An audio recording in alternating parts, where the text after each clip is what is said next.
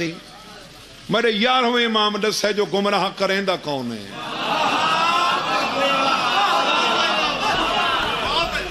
فرمائن سیاتی زمان علی الناس وجوہہم زاہقۃ مستبشرۃ وقلوبہم مظلمۃ متقدرۃ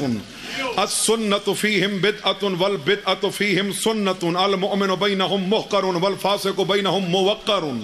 امراؤہم جاہلون جائرون وعلماؤہم فی ابواب ظلمات سائرون اغنیاؤہم یسرقون ذات الفقراء واصاغرہم یتقدمون علی الکبراء وکل جاہل عندہم خبیر وکل مہیل عندہم فقیر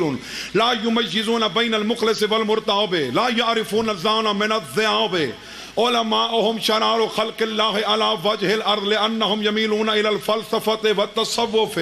ویم اللہ انہم من اہل العدول والتحرف یبالغون فی حب مخالفین ویزلون شیعتنا وموالینا وإنال منصبا لم یشبوا عن الرشاء وإن خذلوا عبد اللہ علی الرعاء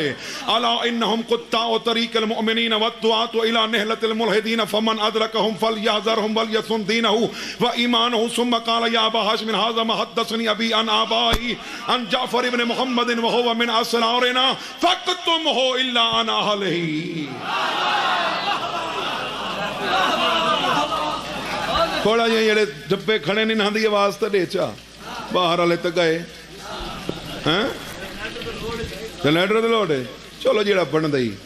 جیڑی مقصد والی گال ہے گال شروع میں کی تھی پیر فیق شاہ گمراہ کون کریں نے میرا 11واں امام آدھے وَالتَّحَرُّفِ يُبَالِغُونَ فِي حُبِّ مُخَالِفِينَ وَيُزِلُّونَ شِيَّتَنَا وَمُوَالِيَنَا